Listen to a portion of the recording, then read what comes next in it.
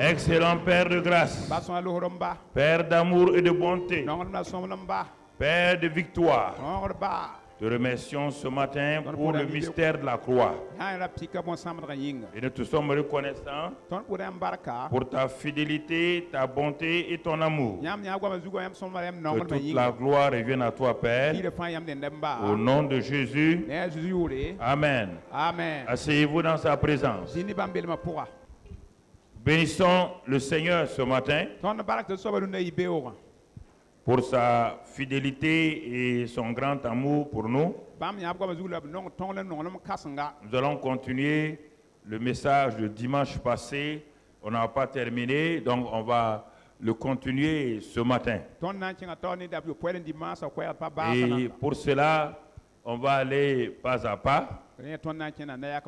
Et la suite de ce message est intitulée « Notre vieille nature adamique a été crucifiée ». Et maintenant la question, le sais-tu?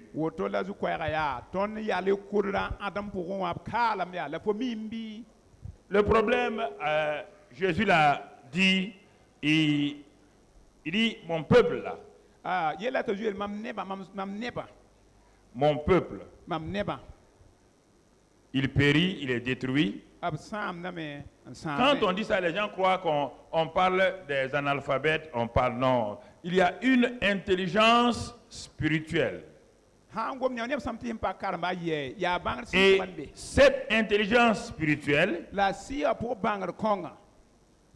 va vous amener à une transformation de vie.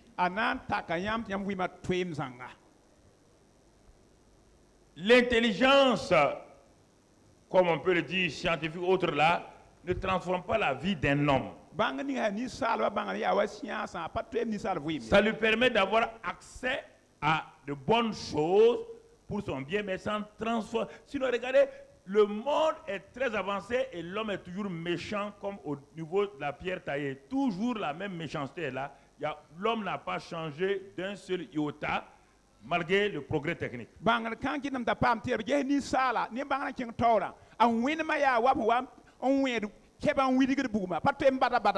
Le progrès technique lui a permis d'affiner sa méchanceté et sa ruse. Un point, c'est tout. Au temps de la pierre taillée, c'est avec les cailloux qu'on tuait les gens. Aujourd'hui, d'une façon raffinée, on continue à les tuer. Tuer par pierre, tuer, tu es mort. Et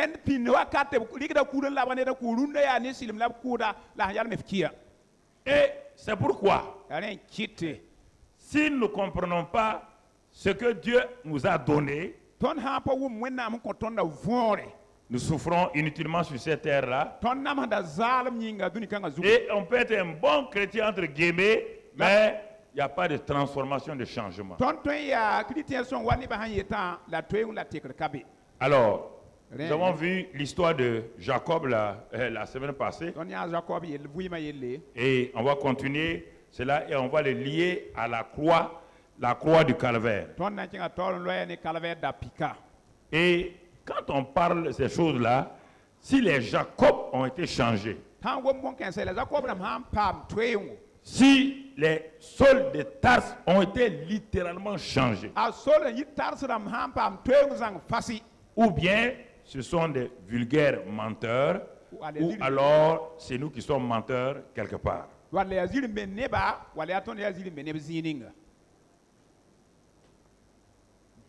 Je veux qu'on aille pas à pas. Alors, Dieu est un le plus grand stratège. Je ne dirais même pas un, le plus grand stratège.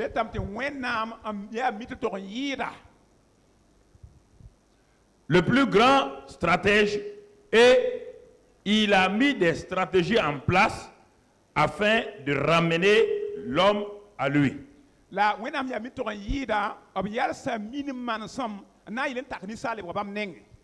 y a une guerre spirituelle qui est là. Satan a pris en otage l'homme. Et selon les lois de Dieu, il ne peut pas combattre Satan directement parce que Satan est aussi légaliste que lui. Il va lui dire, tu n'as pas le droit de venir me détruire pour prendre l'homme. Car tu as déjà dit à l'homme que s'il désobéit, la mort l'atteindra. Donc, il a désobéi, il doit subir la mort. Donc, j'ai raison de le tenir avec moi.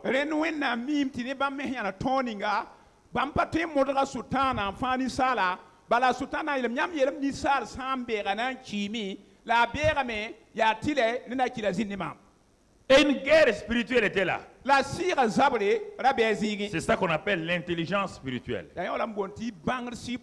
Regardons dans le livre de 1 Corinthiens, chapitre 2, au verset 7 et 8.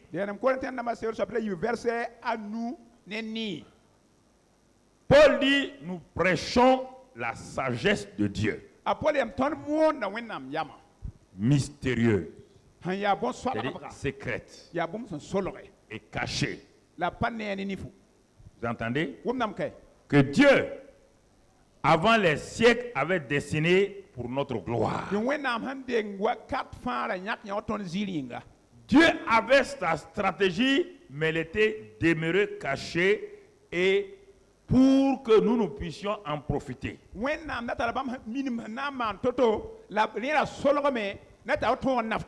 En ce temps, Satan et sa horde de démons et les sages de ce monde-là, quand ils voyaient une défaite de Dieu.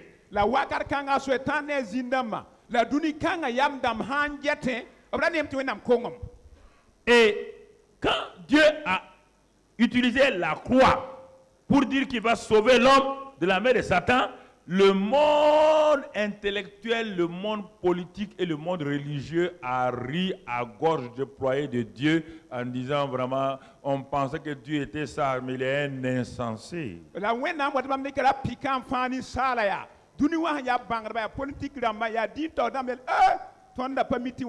Lisons la suite, vous allez le voir, la suite de ce verset, qu'est-ce qu'il est écrit? Sagesse qu'aucun des chefs de ce siècle n'a connue.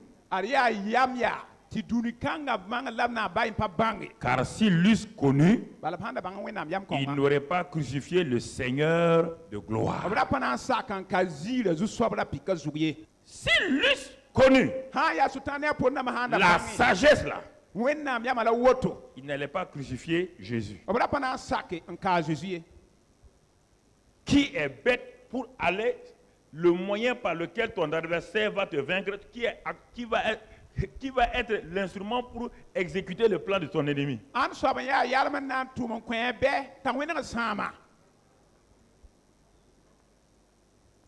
Alors, si vous ne croyez pas, allons toujours dans 1 Corinthiens maintenant 1. Regardons la réaction des sages de ce monde-là, 1 Corinthiens 1 et au verset 23 à 24. Paul dit, nous prêchons Christ crucifié. Scandale pour les Juifs. La crucifixion est un scandale pour les Juifs. Alors que le judaïsme, c'était la religion parfaite. Question de religion, c'est la religion parfaite. Ils ont méprisé loyalement la croix parce que leur Messie qu'ils attendent là ne peut pas mourir sur une ignoble croix pour le salut du monde.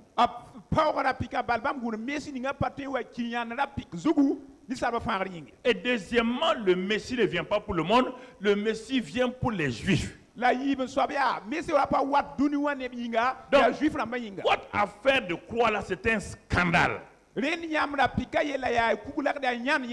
scandale pour les Juifs. Mais et les autres? Il est dit une folie pour les païens. Le mot païen, on ne parle pas des choses. Hein. Le mot païen s'adresse des Grecs. Donc les Aristote, tous les grands mathématiciens, quand on parle le mot païen, ce n'est pas le mot vulgarisé du village aujourd'hui, hein, le mot païen, ça veut dire les nations. C'est-à-dire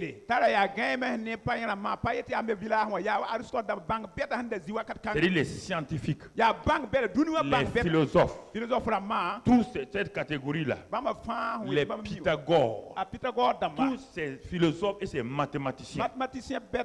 Il dit, pour eux, c'était une folie. Vous êtes des fous. Et c'est pourquoi aujourd'hui encore, on dit que le chrétien est fou. Et vous ne voulez pas accepter ça. Vous dites non, je suis journaliste international. Si tu es chrétien, tu es fou. On s'en fout de ton titre de journaliste.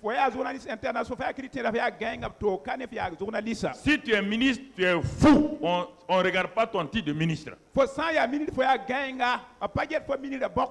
Vous ne voulez pas accepter ça. Vous voulez vous coller au monde pour qu'on vous apprécie, pour qu'on vous élève, parce que tu sais, je suis ingénieur informaticien universaliste international mondial.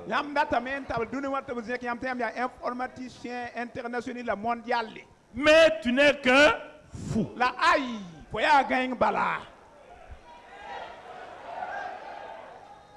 Tu es fou, fou. Tu ne peux pas accepter ça. Je suis colonel-major général. Tu es fou. Colonel-major général. Fou. Ou bien, tu ne peux pas accepter ça. C'est pourquoi vous entendez les chrétiens. Et ils n'aiment pas ça. Ils disent il faut faire attention. Sinon les gens vont nous prendre pour des fous. Tu es déjà fou. Ils ne vont pas te prendre pour des fous. Tu es déjà fou. Tu es déjà fou. Ouais bien. Et quant au pouvoir politique César, les scientifiques ont dit c'est folie. La grande religion a dit c'est du scandale. Les politiciens César a dit ça c'est la rébellion contre mon autorité. Il y a un seul roi, il s'appelle César. Alors, quiconque veut concurrencer César, c'est un coup de royaume, il doit être exécuté. Mais personne ne savait que le grand Dieu là avait mis en place la stratégie de camouflage. Dans la guerre, le camouflage c'est la chose la plus dangereuse. Le camouflage consiste au moment où vous allez passer avec vos chars, l'ennemi a creusé des trous et a refermé ça. Quand vous arrivez, vos chars roulent. Quand les gens regardent la croix là, c'est la folie, c'est le scandale, c'est rébellion. Mais c'était la victoire. Camouflage. Jésus est venu dans le camouflage. Dieu est descendu sur la terre dans le camouflage. Dieu est allé sur la croix dans le. Dieu est allé en enfer dans le. Et il a laissé maintenant son camouflage dans le tombeau et dans l'enfer pour sortir dans la réalité. C'était trop tard. Trop tard. C'était fini pour Satan. Mais écoutez, frères et sœurs. Mais tout ça, c'est pourquoi? C'est pour toi et moi. Mais écoute, mais pourquoi tu ne saisis pas ça? C'est pourquoi là, je suis là ce matin pour t'amener pas à pas, que tu comprennes où je veux aller avec toi. Alors, après avoir vu cela, nous allons maintenant descendre, retourner à Jacob pour reprendre ton message, pour aller vers la croix. Genèse 32, verset 24, et on va lire le verset 24, mais la première partie du verset 24. Jacob demeura seul. On s'est arrêté là-bas la semaine dernière. On va reprendre ça ici maintenant. Jacob demeura seul. Dieu a plusieurs méthodes. Méthode et stratégie, c'est différent. Il a plusieurs méthodes pour conduire son peuple à la victoire totale. Il a essayé ces méthodes-là avec Jacob. Ça ne va pas. Le gars, il est venu se révéler à Jacob. Il est venu ouvrir le ciel pour que Jacob voie qu'il a un futur. Il a dit à Jacob, il sera un grand homme. C'est pas ça qui intéresse l'homme. L'homme a ses propres pensées, ses propres idées, il veut les exécuter coûte que coûte. Donc Dieu le laisse. Il s'en va. Écoute, je parle de ta vie maintenant. Le succès t'accompagne dans tous les domaines que tu entreprends. Le succès professionnel, le succès, tout. C'est ça, Jacob. Il ne fait pas attention aux voix de Dieu. Comment il est en train de travailler dans sa vie. Surtout quand il est arrivé à avoir maintenant une dimension surnaturelle. Comment mettre des morceaux de bois et rafler tout le bétail de son oncle. Il dit, mais Dieu est avec moi. Regardez-moi, Dieu est là.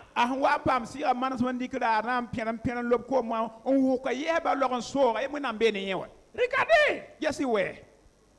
Tout ce qu'il disait, ça se faisait.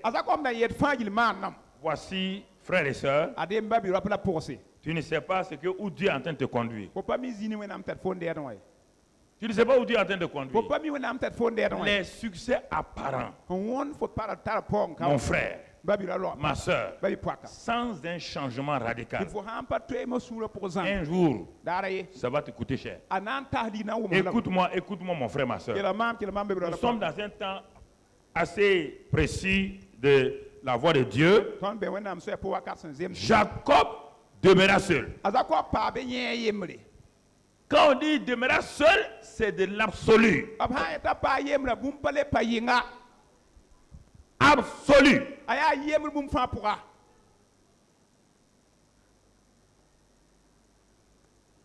Ni femme, ni enfant, ni travailleur, personne, ni père, ni mère, ni bien. Jacob demeura seul. Et tu veux arriver là-bas? Si tu veux arriver là-bas, il n'y a pas de problème. Dieu te propose des solutions rapides. Si tu es un enfant de Dieu, tu ne veux pas, tu vas arriver ici à Jacob demeura seul. Si c'est Dieu, tu vas arriver ici. Tu vas arriver là. Et regarde, on va aller point par point. Cet homme-là, je vous pose la question maintenant. Quand il était seul là, je vais vous dire, quand vous êtes seul, tant que vous n'avez pas ça, pourquoi Dieu l'a amené? Pas Dieu a voulu attraper Jacques. Parfois il voit des anges. Il voit le surnaturel de Dieu. Il dit, ah mais Dieu est avec moi. Oui, Dieu est avec toi. C'est pas faux. Et tu as un futur. Mais où en es-tu aujourd'hui? Où en es-tu aujourd'hui? Jacob demeura seul.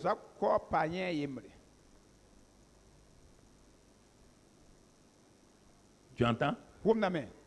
Seul. Jacob est face à lui-même maintenant.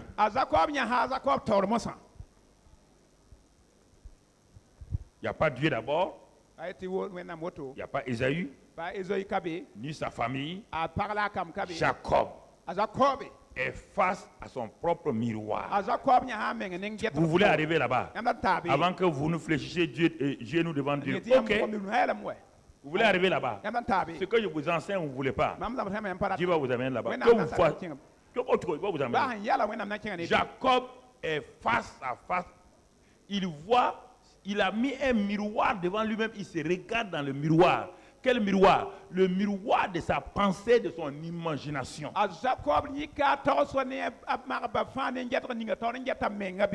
Il n'y a plus quelqu'un qui va le consoler. Il n'y a pas quelqu'un qui va lui parler. Il n'y a pas quelqu'un qui va le flatter. Les hommes de ce monde-là n'aiment pas rester seuls. C'est pourquoi chaque nuit, ils dorment avec des femmes ou des femmes avec des hommes. Parce que l'homme a peur de rester seul face à lui-même. C'est ça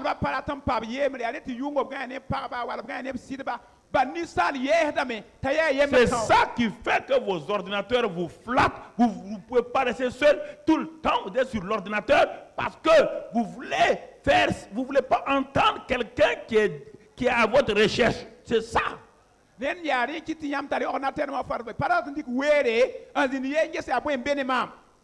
y a quelqu'un, Jacob sait qui a une destinée pour lui. Mais pour le moment, Jacob ne veut pas céder. Jacob ne veut pas abandonner ce qui lui fait plaisir. Avoir des femmes ici, avoir la gloire ici, pouvoir montrer à son oncle que lui, il est quelqu'un. Dieu dit, ok Jacob, on ira jusqu'au bout. Si tu veux aller jusqu'au bout, je suis aussi un jusqu'au boutiste.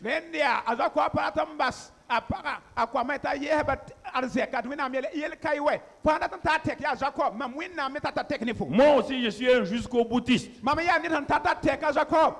Dieu ne vous abandonnera pas, mon frère. Dieu a dit, où tu iras, je t'amènerai et je te ramènerai. Je te ramènerai. Tu ne peux pas échapper. Quand le jeune Oral Roberts, son papa était pasteur et Dieu utilisait son papa. Son papa, il a dit non, lui il veut pas la vie chrétienne là. Lui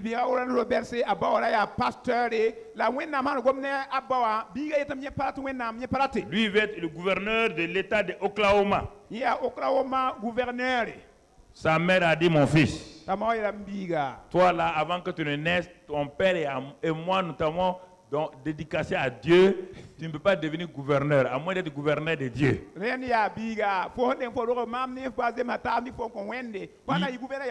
Il s'est fâché, il s'est rébellé. Il est parti prendre son sac, il a quitté la maison en parlant mal à ses parents. Sa mère a pointé son doigt sur lui, il dit, Dieu, si c'est toi qui nous l'as donné, écoute-moi, hein? Si c'est toi qui l'as donné comme fils, si c'est toi qui as donné ses fils spirituels, ces fils-là, si je pointe le doigt sur toi, elle a dit, ramène-le coûte que coûte. Et son fils a entendu. Il dit, mon Dieu là, tu n'as qu'à aller partout où tu veux. Il va te ramener coûte que coûte. Il est parti, comme il était grand, il a commencé à jouer au basket avec succès. Il s'est inscrit à l'université avec succès. Tout le monde dit, Oral Robert a un avenir. Un jour, il s'est préparé à faire le panier, il a sauté et voulait loger le ballon dans l'eau. Il est tombé d'un seul coup. Le sang a commencé à sortir. On le prend, on l'amène à l'hôpital. Tuberculose fulgurante. On le ramasse, on va l'amener où? Où? À la maison. Maman dit à Dieu, j'ai dit de le ramener, j'ai pas dit de le ramener avec tuberculose. Tu connais les mamans là, les mamans sont comme ça. Il faut les ramener au... Dieu a ramené. Toi dis maintenant à Dieu, je n'ai pas dit tuberculose. Il était couché. Et Dieu lui dit, son père vient prier à côté de son lit. Et son père a su ce que Dieu veut. Mais maintenant que le garçon est seul, Oral Robert demeura seul. Et Dieu vient dans sa chambre. Il dit, tu choisis la mort ou de me servir. Tu choisis aujourd'hui. Sinon je t'amène.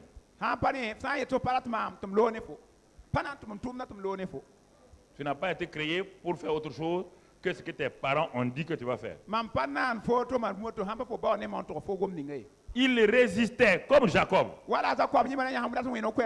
Et on faisait tout, il n'y a rien. Son papa priait pour les gens étaient guéris, mais son papa prie, Dieu donc. Dieu dit, vaut mieux prier pour son âme, au moins son âme soit sauvée. C'est en ce moment qu'à un moment donné, il a tout fait, il a commencé à crier. Il a dit, Seigneur, j'abdique. Je me livre à toi. C'est en ce moment qu'un évangéliste était dans la ville. Ses parents l'ont amené. Dès que l'évangéliste a commencé à prier pour lui, il était là. Il dit, lève-toi. La tuberculose est partie instantanément. Et l'évangéliste dit maintenant, serre-le. Il te parle ce matin. Vous vous amusez avec Dieu. Mon ami, mon frère. Il faut laisser le christianisme de bénédiction superficielle là. Que nous entrons dans la réalité. Dieu peut nous donner tout. Nous chantons Dieu peut tout donner. Il peut tout donner. Ça te sert à quoi que Dieu te donne tout et que tu ne sois pas au centre de la volonté de Dieu? Au centre de la volonté de Dieu. Au centre de la volonté de Dieu. Mon frère, ma soeur. Alors, Jacob demeura seul. Tous les plaisirs que Jacob n'était plus rien, c'était fade devant lui quand vous êtes seul.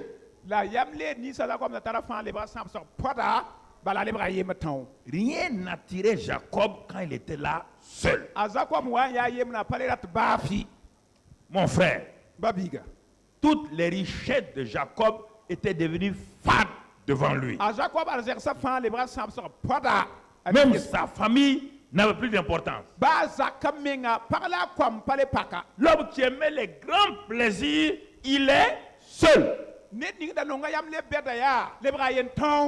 Brusquement, il se rend compte de quelque chose que je vais te dire ce matin pour que tu comprennes toi aussi qui es là. Toi qui nous suis à la télé.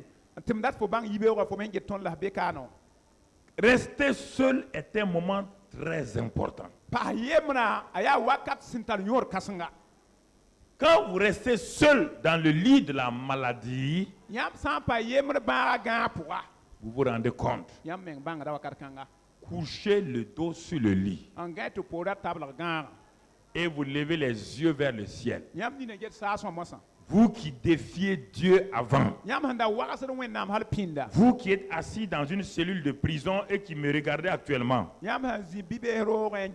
quand vous étiez bien, vous avez oublié Dieu. Mais vous êtes seul aujourd'hui et vous me suivez. Toi qui étais malade, tu crois que tu étais un gars très bien, tout. Maintenant, tu me suis et tu es seul. Tes enfants, ta femme courent dans la maison, mais tu es seul. On ne peut rien faire pour toi. Tu entends? Tu es seul. Tu es seul. Mon ami, Jacob demeura seul. Ce n'est pas la solitude. Il ne parle pas de solitude. Hein? Non, il ne parle pas du mot. Laisse le mot solitude. Que je n'ai pas d'amis. Non. Voici un homme qui a tout. Il a des ouvriers, il a beaucoup de gens. Il est demeuré seul. Quand vous vous demeurez seul, votre vie se déroule devant vous comme un film. Comme un film. Ah non. Ça, c'est pas ma vie. Pourtant, c'est ta vie. Ah non. Comment j'ai pu commettre telle erreur, telle bêtise? Dieu dit, quand tu faisais ça, je te parlais, tu ne m'écoutais pas. Mais tu es seul maintenant. Tu vas m'écouter. Jacob demeura seul. Toutes ces tromperies, Quand il a trompé son frère, trompé son père, trompé son oncle, trompé tout le monde, brusquement, toutes les tromperies sont devant lui. Toutes les tromperies se déroulent devant Jacob. Toutes les méchancetés se déroulent. Tous les mensonges se déroulent. Jacob demeura seul. Il faut que ce matin-là, écoute-moi, hein, je vous parle sérieusement, jeunes gens. Il n'y a pas un seul dont la vie est garantie. Si Dieu enlève, si vous continuez, il va enlever votre vie comme ça. Et vous partez. Pour ne pas vous perdre. Dieu m'a envoyé vous parler ce matin. Vous qui êtes à la télévision dans le monde entier, vous qui êtes sur Internet, partout dans le monde entier, écoutez-moi maintenant. Jacob demeura seul. Et toi, tu n'es pas arrivé à là encore. Tu as trop de choses qui te flattent. Tu as trop de paroles mensongères autour de toi. Tu as trop de plaisir encore qui te flatte. C'est pourquoi tu n'es pas encore seul. Tu ne comprends pas peut-être ce que je te dis, mais je vais éveiller ton attention que tu comprennes ça. Va demander à ceux qui sont malades dans les hôpitaux et qui ont vécu là, ils sont seuls. Tu vois, ils vont te dire ce que je dis là, si c'est vrai ou pas.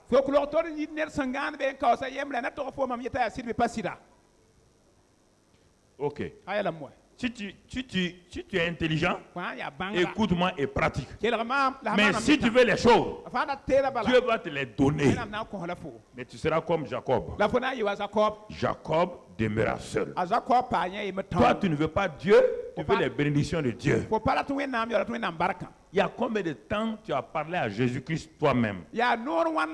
Toutes tes prières, donne-moi ça, à quel moment tu as dit à Jésus, est-ce que ma vie là te plaît? Si ça ne te plaît pas, Seigneur, je renonce à tout ce qui ne me plaît pas. Combien de temps tu as dit ça à Dieu?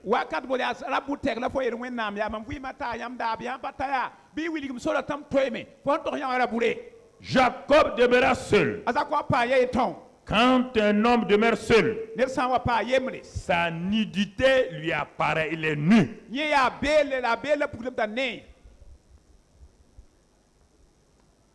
Et regardez l'homme le plus puissant de la terre dans un cercueil. Vous allez comprendre ce que je vous dis. Maintenant là, il est seul, oui ou non? C'est ça l'œuvre de la croix. Si tu passes par ça, le reste là, tu vas être bien. Mais si tu refuses ce que je te dis ce matin là, tu vas arriver à ça là. Écoute-moi mon frère. Quand tu demeures seul, tes hauts faits deviennent vraiment des banalités. C'est pourquoi Lénine sur son lit de mort, le bourgeois Lénine qui a amené le lumpen prolétariat en Russie, l'homme qui a voulu transformer la Russie, quand il quittait la Suisse comme un bourgeois, il est arrivé en Russie, il avait des bonnes idées. Lénine est couché sur son lit de mort. Lénine dit, j'ai voulu changer le pays et je n'ai pas été changé moi-même. Il dit, mais je vais rencontrer mon Créateur. Qu'est-ce que je vais faire? C'est lui, Lénine a eu le même exemple. Mon frère. Le dernier président de Yougoslavie a eu la même expérience. Nietzsche et Voltaire ont eu la même chose. Vous les admirez, lisez leur vie spirituelle, vous allez comprendre. Et tous, quand ils mouraient, ils criaient. Et on refuse d'écrire la fin de ces Voltaire, de Nietzsche et autres là. On nous montre leur philosophie pour nous faire tomber dans leur piège.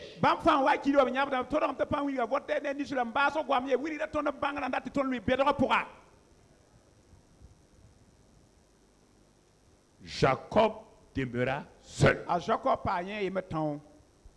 Les hauts faits de Jacob, ces hauts faits étaient devenus des banalités. On dit Jacob est fort ici, Jacob est fort ici, Jacob a fait ça, Jacob voit. C'était des banalités. banalité. Jacob demeura seul. Cela veut dire quoi, mon frère? Mon frère, qu'est-ce que ça veut dire? La puissance de Jacob. Maintenant, il se rend compte que c'était une faiblesse terrible. C'est qu'il croyait être une puissance.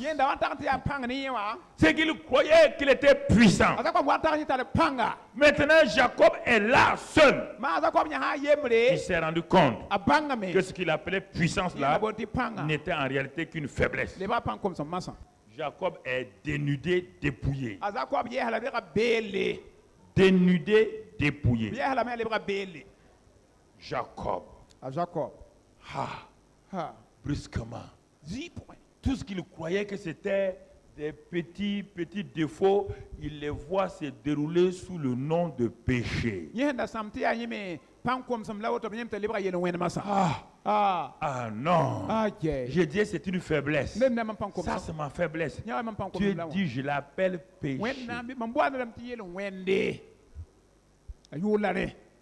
Ah, tu sais, j'ai raison ici. Dieu dit, je l'appelle péché. Seigneur, ici et là, ici, les gens m'ont fait ça. Dieu lui dit, ton attitude c'est péché. Ah Seigneur, tu vois, les gens m'ont critiqué. C'est pourquoi je suis amer. Dieu dit, c'est le péché. Il n'y a pas notre nom. Tu es seul. Sois honnête maintenant. Laisse tomber si tu as raison, tu n'as pas. C'est le péché. C'est à cause de ma femme que je suis comme ça. Dieu dit, c'est pas vrai. S'il n'y avait rien en toi, l'aimant devant le bois ne peut pas faire bouger le bois. Si tu es du bois et ta femme est aimant, elle a beau bouger, tu ne bouges pas. Oui ou non? Alors, péché. Péché. Mon frère, ma soeur, jeunes gens, écoutez-moi. Vous jouez au brave. Vous venez à l'église et vous ne changez pas. Ah, vous voulez des positions. Dieu me dit de vous, venez vous parler. Venez de vous parler. Mon frère, voici ce qui arriva à Jacob. À un moment donné, Jacob s'est trouvé. Il a vu brusquement qu'il n'était qu'un homme. C'est ça que tu n'as pas vu encore. Hein? Tu as oublié que tu es un homme. Tu as utilisé tes titres. Tu utilises tes titres. Ah, je suis pasteur. Hein? Je suis docteur. Hein? Non. Jacob. Pourtant, Dieu lui a dit qu'il a de grandes choses pour lui.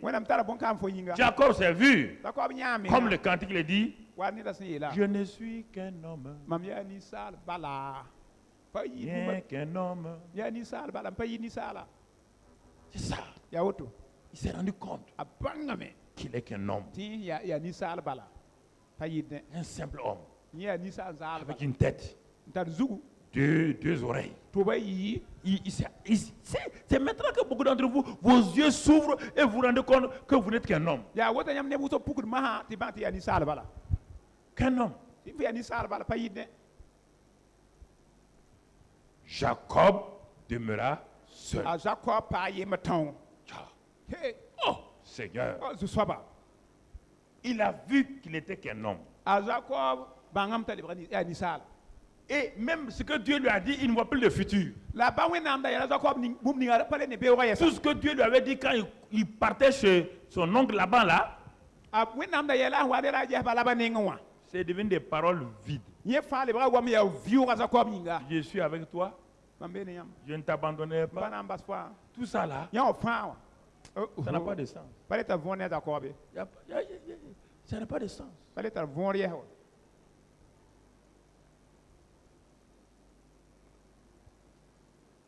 Jacob demeura seul. Quand Jacob a fini de passer toutes ces choses-là en lui, il s'est dit, mais c'est fini, ça n'est fini. C'est en ce moment, là, remets le verset en place.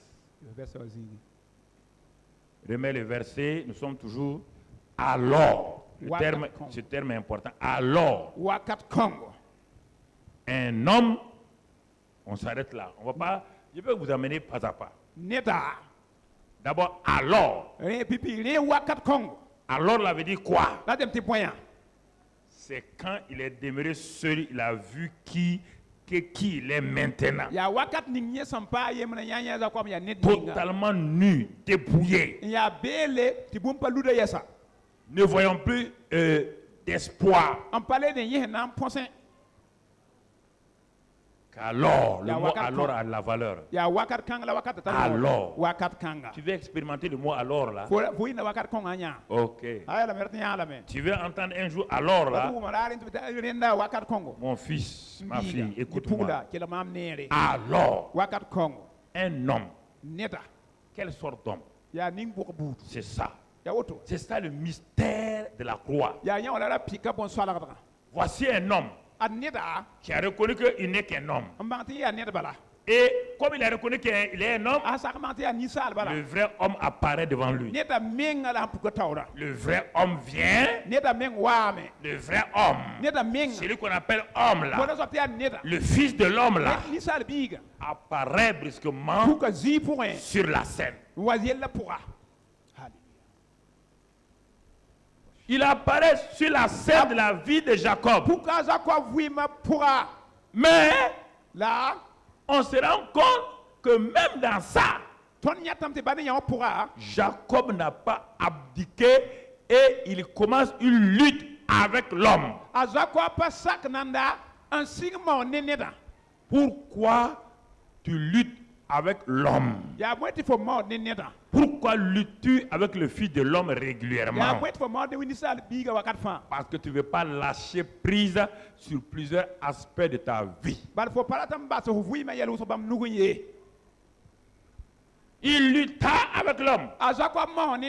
Voici un homme qui est seul. Voici un homme qui a la mort devant lui comme futur. Au lieu d'abdiquer, il veut lutter. Il lutte pourquoi on ne sait pas. Pourquoi vous luttez? Vous ne savez pas pourquoi vous luttez? Il y a quoi devant toi? Vous luttez pourquoi? Vous luttez pourquoi? Vous luttez avec Dieu pourquoi? Qu'est-ce que vous allez avoir là-dedans? Vous résistez à Dieu? Ah bon? Un homme. L'homme est venu. Il a vu que Jacob est seul. Il a vu que Jacob est arrivé à sa fin. Jacob a le dos contre le mur. Il ne peut plus reculer, il ne peut pas avancer. L'homme vient, au lieu de le laisser le transformer, il lutte. Tu luttes encore. Tu luttes dans la prière, le jeûne. C'est des faux mots. Tu luttes dans le jeûne, la prière. On te dit d'abdiquer, toi tu luttes dans le jeûne, la prière. C'est ta résistance là qui fait que Dieu met du temps avec toi avant de te briser. Tu n'aimes pas le brisement parce que tu ne comprends pas le brisement. Tu ne sais pas qu'est-ce que le brisement. Parce que les gens t'ont dit des faux mots sur le brisement. Si la bouteille de parfum n'est brisée ou ouverte, on peut sentir l'odeur du parfum. Le mot brisement avec Dieu là, ça veut dire qu'il y a quelque chose d'important en toi mais qui est caché par ta volonté, ta chair, et ça empêche que tu répandes la bonne odeur de Christ.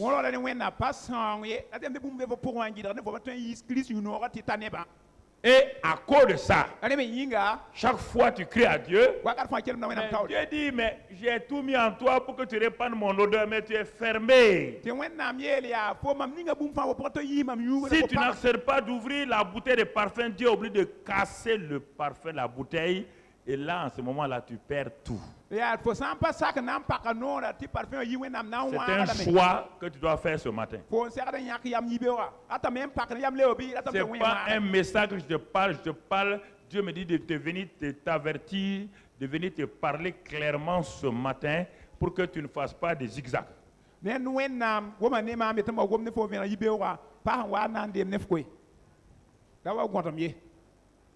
Vous entendez? Vous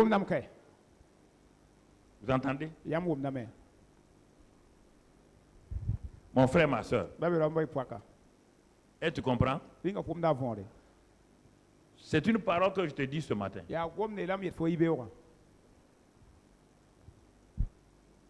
Alors, un homme lutta avec lui jusqu'au lever de l'aurore. Dans la nuit de ta résistance, n'oublie pas que si tu abdiques, il y aura l'aurore d'un nouveau départ pour toi.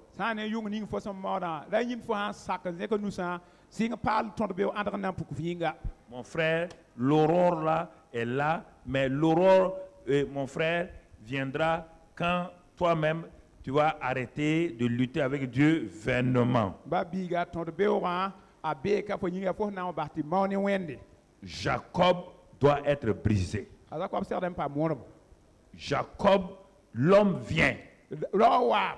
C'est ce que nous allons voir dans la deuxième partie. Ce même homme est venu pour toi et il t'amène à la croix. Tu ne veux pas qu'il amène ton vieil homme à la croix. Tu veux tout donner à Dieu sauf ton vieil homme là. C'est pourquoi tu as des problèmes. Les deux hommes ne peuvent pas rester ensemble.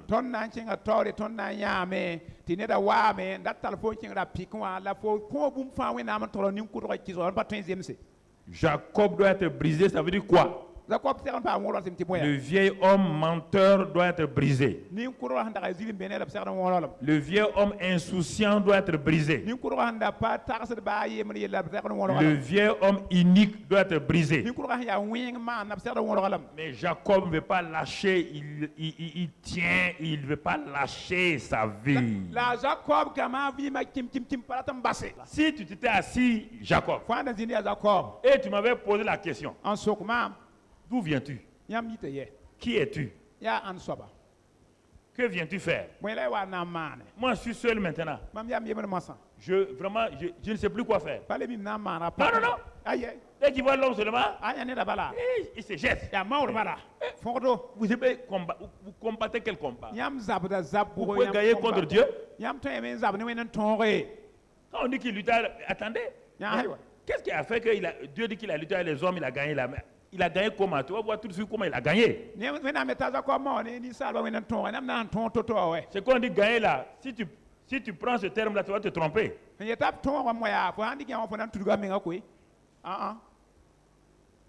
Il lutta toute la nuit. La suite. Voyant qu'il ne pouvait le vaincre, cet homme le frappa à l'emboîture de la hanche. Et l'emboîture de la hanche de Jacob se démit pendant qu'il luttait avec lui. L'homme là va rendre faible Jacob. Il le rend faible. Et là, on lui dit maintenant, laisse-moi aller. Laisse-moi aller, car l'aurore se lève. Et Jacob répondit, je ne te laisserai point aller que tu ne m'aies béni. Il est toujours accroché à bénédiction. Tu es toujours accroché à bénédiction. Je vous ai dit les messages les plus importants de votre vie. Ton corps refuse ça, ton âme refuse. Parce qu'il y a une lutte qui est en toi. Voici un homme qui dit de le bénir. Quelle bénédiction! Le gars a tout. Si c'est des femmes, il a des femmes. Il a des enfants. Il a un futur. Il a tout. Pourquoi il dit de le bénir? Ça, c'est la nature du vieil homme. Notre vieil homme aime toujours, même quand ça ne va pas, on veut toujours que Dieu nous bénisse. Il y a un problème mental et qui ne va pas chez Jacob. La Bible dit en Romains 12, 2 que si nous voulons connaître la volonté de Dieu, ce qui est bon, agréable et parfait, nous devons être transformés, changés dans notre intelligence. On ne veut pas ça. On veut bénédiction. On veut Dieu n'a qu'à me mettre ici. Dieu n'a qu'à me mettre là. Et s'il te met là-bas et tu meurs là-bas, ça va te servir à quoi? Hors de la volonté de Dieu. Ton nam gwama ton ndata wenam ni mam ka kuma ka la haning fo be ko fo to ki wenam dat ma yinga fo na kinga yene. C'est le vrai problème. Yella mengala woto. C'est le vrai problème. Yella mengala woto. Il le frappa. OK. Tu ne veux pas des choses simples. OK. On va passer à l'autre étape. On va passer au brisement. Comme tu marches bien là, c'est pourquoi? Frappa la hanche. La hanche est l'élément fondamental pour l'ossature, pour ta position, ta force. Et Dieu te dit, je vais t'affaiblir. Je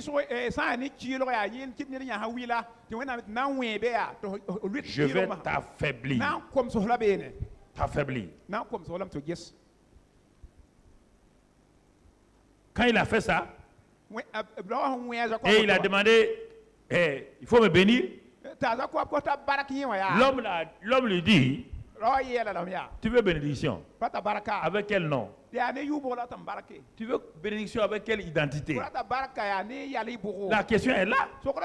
Et il lui dit, quel est ton? Mais toi, tu veux avoir bénédiction avec ce mauvais caractère-là. On a vu ça? Ce mauvais caractère. Tu veux une bénédiction toujours avec le nom menteur trompeur? Ça va te servir à quoi? Tu restes menteur. Et tu es béni avec menteur. Plus je vais faire ça, plus tu seras quoi? Expert en quoi?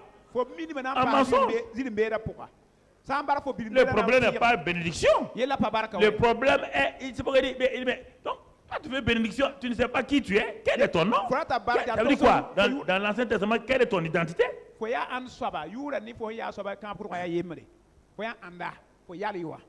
Quel est ton nom? Vraiment, hein? Tu veux me rouler, même moi là tu veux me rouler. Il veut rouler qui encore? Il veut rouler Dieu même.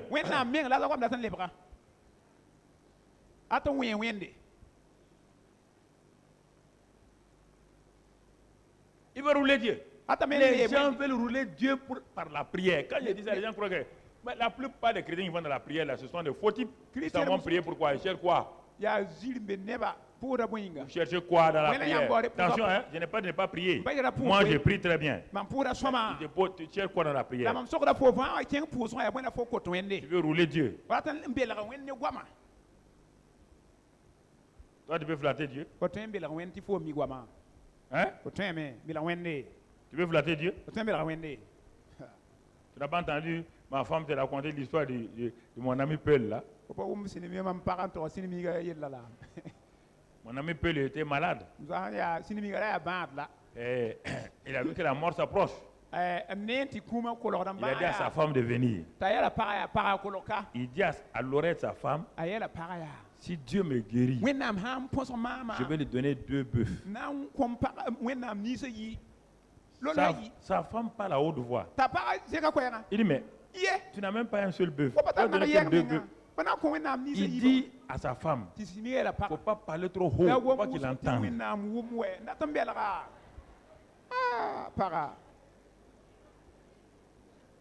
ne faut pas qu'il entende. Donc, il veut rouler qui? En murmurant à l'oreille de sa femme, il croit que Dieu est quoi? Vous voulez aller prier comme ça, vous voulez rouler Dieu. Tu n'as pas vu ton enfant de 2 ans là? Quand il veut quelque chose, il fait quoi? Il vient de hey, maman, il te raconte des histoires. Il dit, eh bon, maman, singom là, singom. Biscuit. En réalité, il voulait quoi? Mais il pense que lui, il est plus intelligent que qui? Ça marie, oui ou non? C'est ça que vous voulez faire avec Dieu. Vous voulez le flatter? Oh grand Dieu! Dieu tout puissant! Il n'y a point de Dieu comme Jésus. Dieu dit calme-toi, calme-toi. Oui, ma. Dieu dit, il n'y a point de menteur comme mon enfant.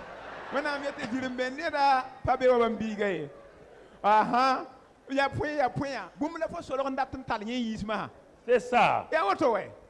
C'est ça, mon frère. C'est ça. Jacob. Il est là. Quel est ton nom? Et puis, ouais, il répondit vite. Jacob.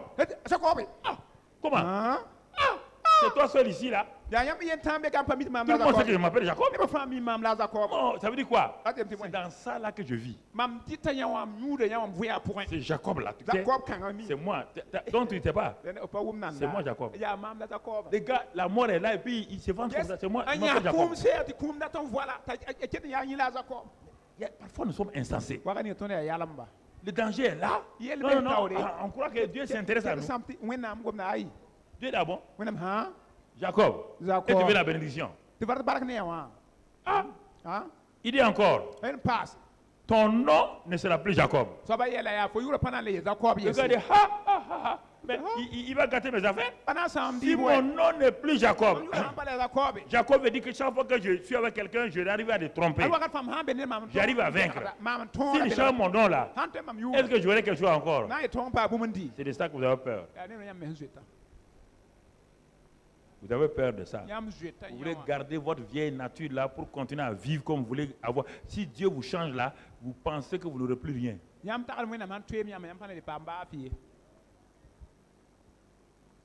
Pensez que vous n'aurez plus rien.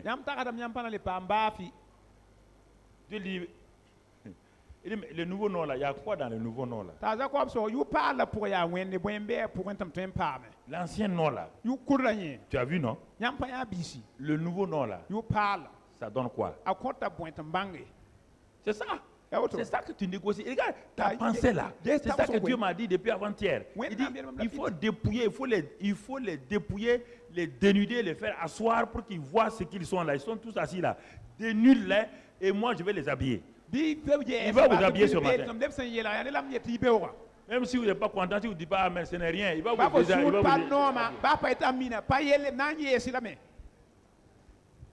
Mon frère, ma soeur, Jacob resta seul. Quel est ton nom? Jacob. Jacob.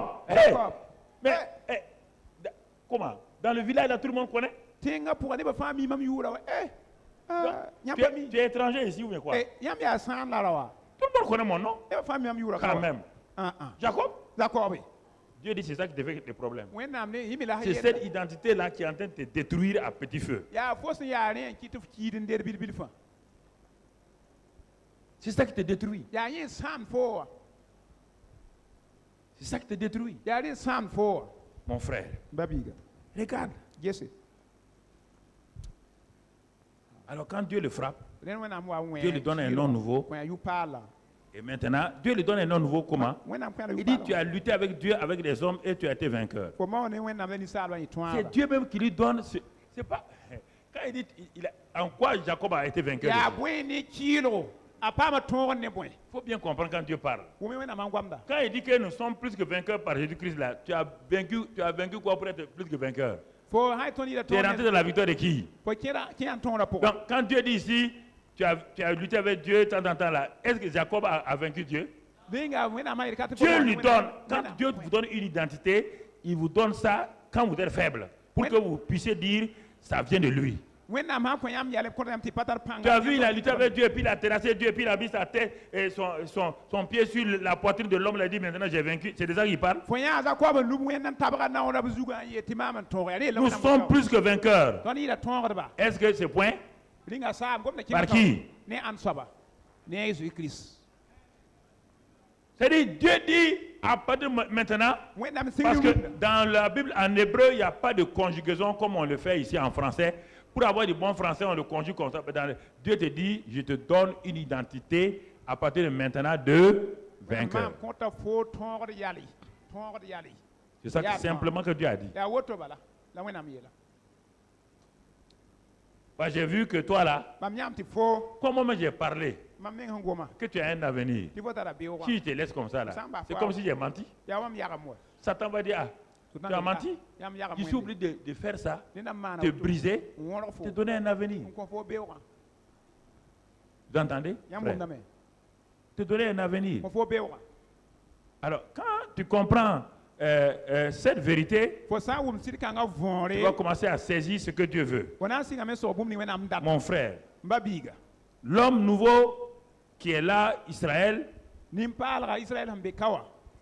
est né. Il a laissé au torrent, et regarde bien, il y a deux mots, le torrent de Jabbok et Péniel. Les deux sont combinés. Le torrent de Jabbok, c'est là où Jacob est mort.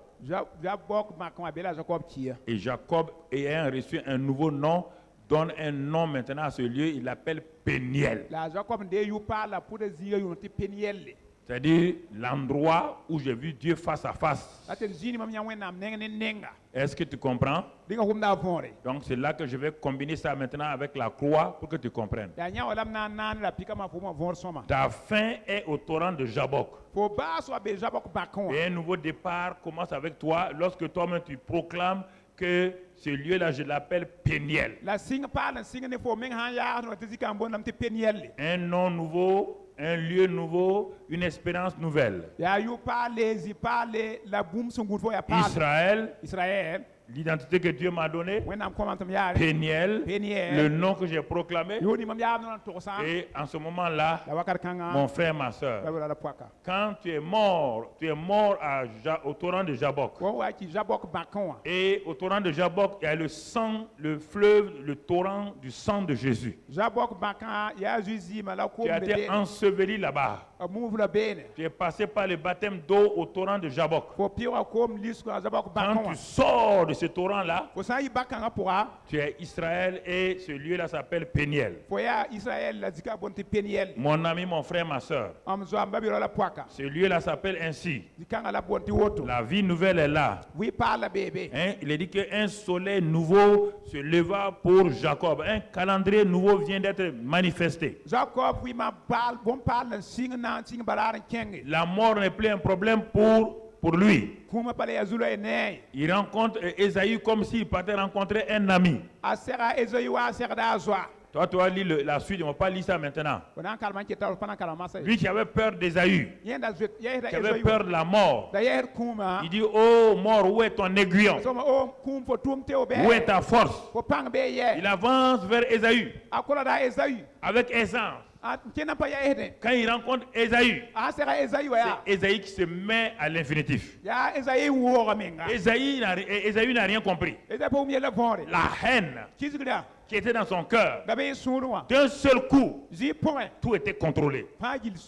La mort, l'esprit de mort qui était sur lui, tout d'un seul coup.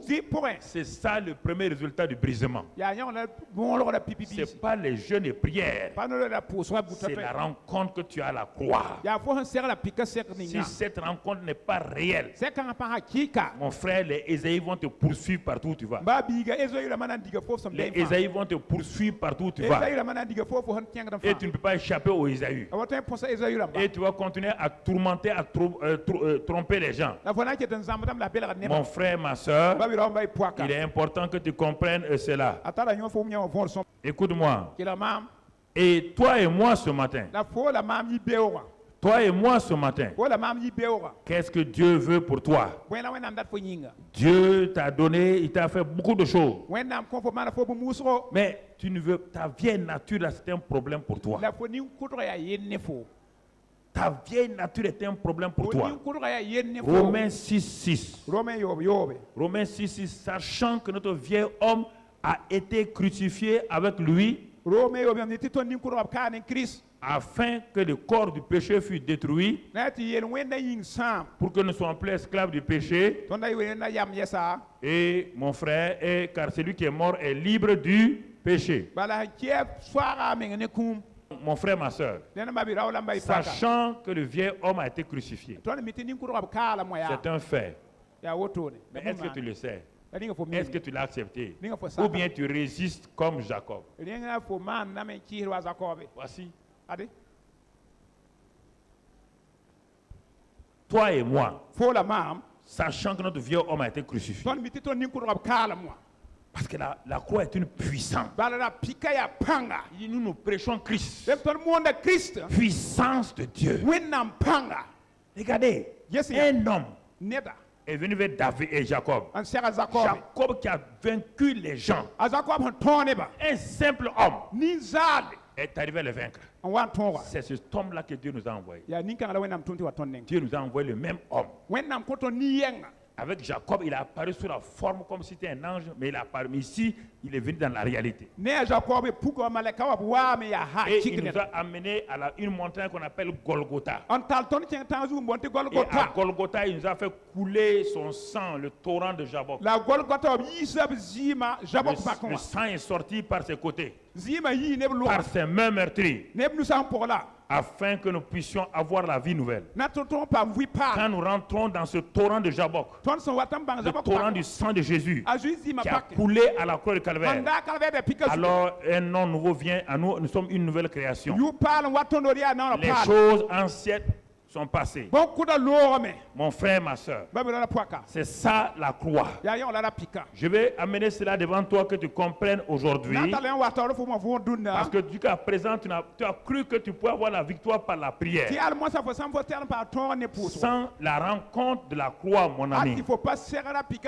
Sans la rencontre de la croix. Sans cette croix-là.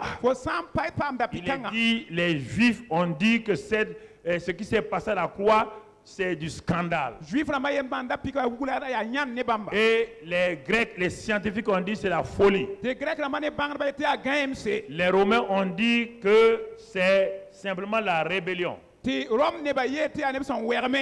tu n'as pas compris qu'à la croix du Calvaire, la première chose qui dérangeait le monde, qui oppressait le monde, c'est Satan. À la croix du Calvaire, c'est la défaite totale de Satan. Et c'est la victoire de Jésus-Christ. C'est cela. L'homme parfait, sans péché, qui vient rencontrer toi et moi.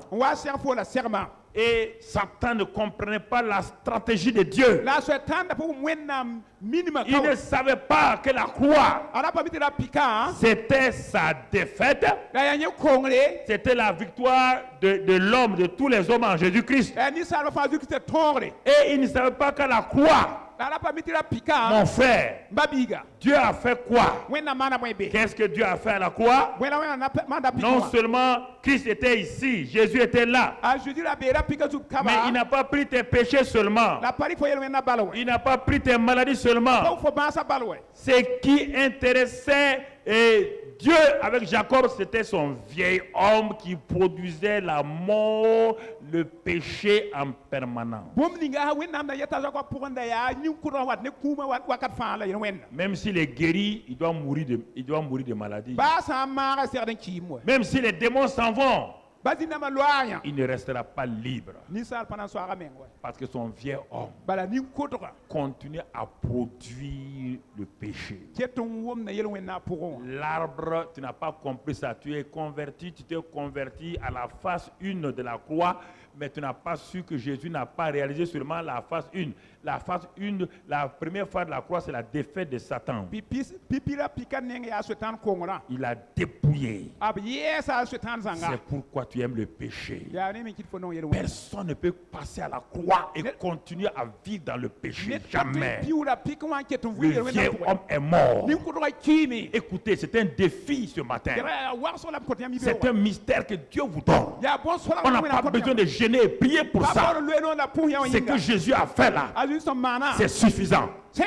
Mon frère, c'est pas ton jeûne qui a amené Jésus à la croix. C'est pas ta prière qui l'a amené à la croix.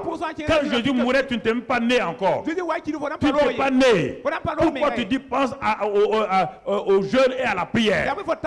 Tu n'acceptes pas d'abord ce que Dieu a dit. Mais mon frère, ma soeur, c'est pourquoi cet homme-là, quand il vient à la croix, on lui prêche la croix. La plupart des évangélistes prêchent ça. La défaite de Satan, la victoire de Jésus sur le péché, tout. La guérison. Cet homme-là vient. Regardez comment la plupart des gens viennent. Il vient et s'agenouille devant la croix. À la croix, la grâce coule. Et la grâce coule sur lui. La grâce coule sur lui. Et il s'élève. Ses péchés sont pardonnés. Cet homme, maintenant il est libéré. Dans son cœur, il y a la paix. Il est réconcilié avec Dieu. Mais dans un mois, les mêmes péchés reviennent. Les mensonges, péchés d'impureté reviennent. Et pour cacher tout cela, il va vouloir faire du bien à Dieu. Il va faire du bien ici, donner de l'argent ici, venir prier beaucoup, jeûner. Mais parce qu'il veut maintenir, il ne sait pas ce qui se passe. Il ne sait pas qu'est-ce qui se passe. Mais je suis pardonné.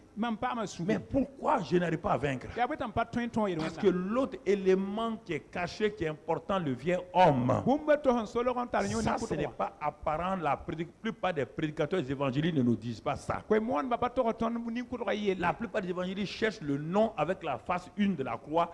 Dieu guérit les gens, les gens sont guéris. Mais ils oublient de nous dire que Dieu t'a guéri, Dieu t'a enlevé ça, mais ton vieil homme qui produit le péché là, est toujours là. Ils ne te disent pas que ton vieil homme a été crucifié. Ton vieil homme a été crucifié. Tu comprends? Ton vieil homme a été crucifié. Non, toi, viens là, viens. Ton vieil homme a été crucifié. Regarde. Monte là devant mon frère. Là, monte. Voilà. Voici. Mais tout le monde, viens tenir là derrière. Ça ne tombe pas, mais c'est... Voilà. Tout le monde regarde. Jésus m'a délivré. Jésus m'a sauvé. Jésus m'a purifié. C'est vrai. Mais la chose importante, ce n'est pas ça. Jésus n'est pas venu pour ça. Il est venu pour que lui là, il meure. Et ton évangile, ton salut est à moitié. C'est pourquoi tu as tout, tu es béni, tu continues le péché. Tu vis dans le péché. Donc ça veut dire que Jésus n'a pas fait son travail. Il n'a pas fait son travail. Regarde. Ton vieil homme est là-bas. Il est en Jésus. Il était crucifié. Tant que tu ne crois pas à ça, là, le vieil homme là sera tout le temps libre. Et il va aller partout. Chaque fois il viendra ici. Pardonne-moi. On le pardonne, demain c'est adultère. On le pardonne après-demain, adultère. Jusqu'au moment où la mort le tout dans l'adultère, il va en enfer directement. Pas prêcher un message à l'eau de rose pour faire plaisir à la chair des gens. Si Jésus est venu, il a pris ton vieil homme. Toi, tu ne tiens pas compte de ça là. Donc tu traites Dieu de menteur. Tu traites tout le monde de menteur. Et Dieu va accepter ça? Dieu dit qu'il lui, il ne ment pas. Arrêtez de me dire que vous avez des faiblesses. Quelle faiblesse? La faiblesse de Jacob n'est pas partie. C'est pas ça qui est devenu sa force. Et puis ce temps-là, tu as vu Jacob tromper quelqu'un encore dans l'Ancien Testament. Sans Jésus, sans la croix, sans le sang, Jacob a trompé quelqu'un encore. Hein? Toi, tu as le sang, tu as tout. Le vieil homme est crucifié. Vous continuez à vivre comme vous voulez. Il faut arrêter. Il faut dire j'aime le péché. Je ne veux pas livrer mon vieil homme. Il faut dire ça, je ne veux pas livrer mon vieil homme. Ton vieux homme là te rapporte des bénéfices. Donne des bénéfices. Donne des bénéfices.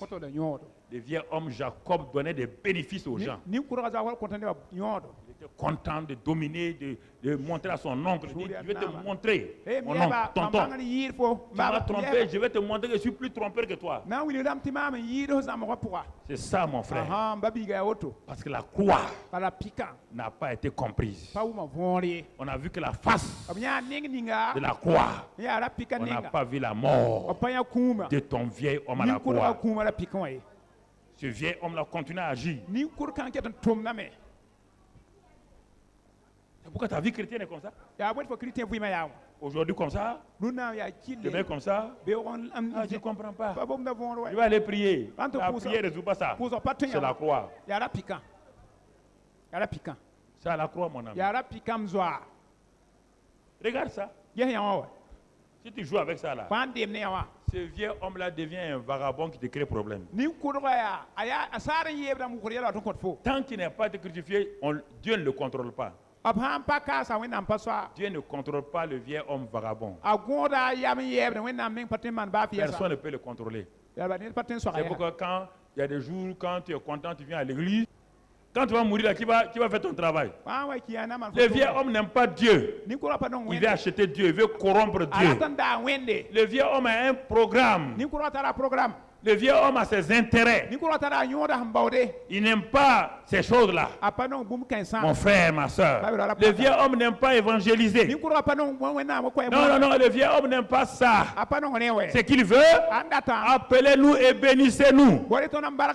Bénissez-nous seulement. Le vieux homme aime la bénédiction.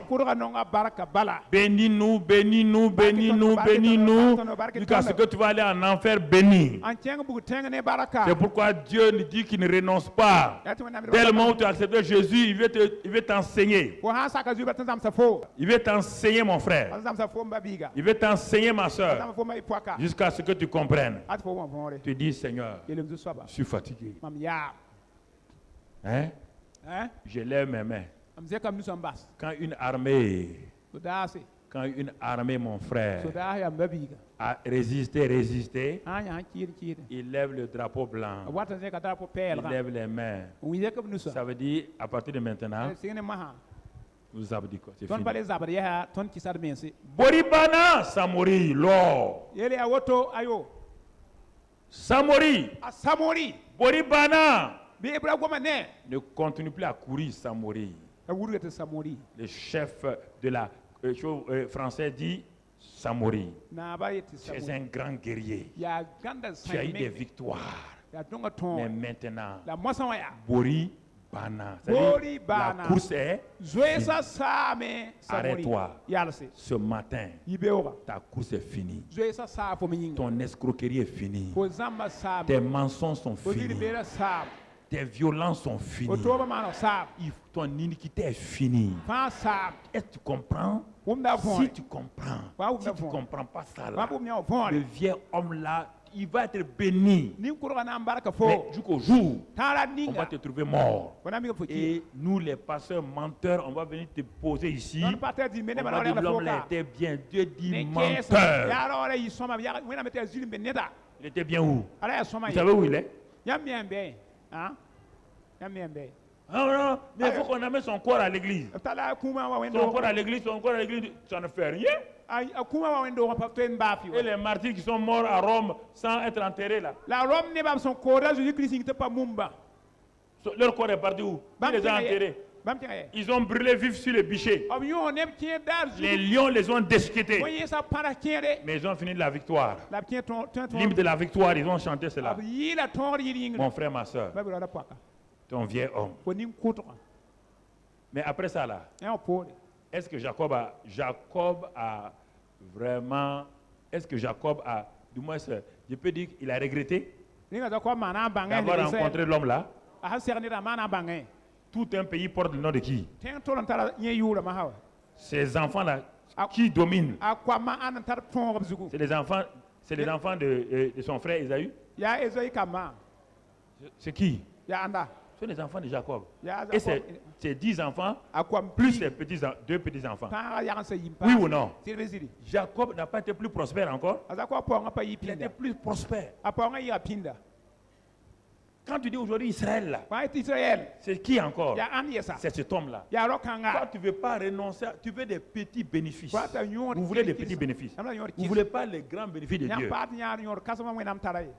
Vous voulez être à mi-chemin, être béni. Il faut arrêter. Baisse ta tête. Rentre en toi-même ce matin. Mon frère, ma soeur. Rentre en toi-même. Réfléchis. Ma soeur, mon frère. Réfléchis. Réfléchis. Ton vieil homme là, selon Dieu, a été déjà crucifié. Chez Dieu, il n'y a aucun problème. Mais c'est toi qui refuses de dire oui, il a été crucifié. Seigneur, j'abdique ce matin. Je le livre en tes mains. C'est un acte de foi que tu dois faire.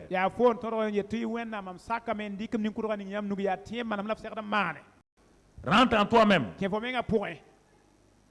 Rentre en toi-même. Tu es pasteur évangéliste, tu peux être prophète, tu nous suis à la télévision. Tu es un homme politique. On te reconnaît dans ton pays, mais le ciel ne te reconnaît pas. Est-ce que tu sais que ton vieil homme a été crucifié quand Jésus a été crucifié? Ce n'est pas une image, c'est une réalité. Ce matin, veux-tu te livrer à ce Jésus-là? Veux-tu dire au Père que tu en as assez de vivre dans le péché? Toutes sortes de péchés, alors que Dieu a fait pour toi le maximum en crucifiant ton vieil homme avec son fils Jésus. Et il a de grandes choses pour toi. Mais ne laisse pas que ton vieil homme vole toutes ces choses-là. Jacob est rentré dans la paix, dans la joie. Et la bénédiction de Jacob pour ses enfants a été accomplie. Parce qu'il s'appelait maintenant Israël. Il était un ami de Dieu. C'est pourquoi on l'appelle le Dieu d'Abraham, d'Isaac et de Jacob. Maintenant, on lui dit, c'est Israël lui-même. Est-ce que tu veux être cet homme-là, cette femme? Israël, ça veut dire quoi? Prince avec Dieu, plus que vainqueur. Est-ce que tu veux livrer ton vieil homme ce matin? Ah, tu as peur de ça. Si tu ne livres pas aussi, tu n'auras jamais la paix ni la joie. Livrer ton vieux homme ne veut pas dire que tu ne vivras plus. Non, ça veut dire que le vrai bonheur va venir. La vraie paix va venir. Tu ne chercheras plus le bonheur, la paix à travers les plaisirs sexuels, ni à travers les mensonges. Tu chercheras la joie, le bonheur simplement en Christ. Et ça sera une réalité. Alors pose ta main sur ton cœur. Si réellement tu veux livrer ton vieil homme, si tu ne veux pas, ne sois pas hypocrite. Ne mets pas ta main sur ton cœur. Mais tu vivras aussi comme ça et tu verras le résultat. Tu verras le résultat. Et dis simplement avec moi, oh Seigneur, je suis fatigué d'avoir deux natures. Je ne suis pas un schizophrène. Je suis ton enfant.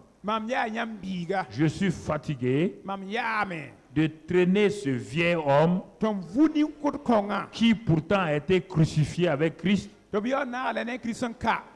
C'est moi qui lui donne la force. Parce que aux yeux de Dieu, le vieil homme a été crucifié. Et ce matin, je décide de croire ta parole, que mon vieil homme a été crucifié afin que le corps du péché fût détruit et que je ne sois plus esclave du péché, car celui qui est mort est libre du péché. Je crois cela ce matin. Je te remercie, Père. Je te bénis parce que c'est accompli. Merci.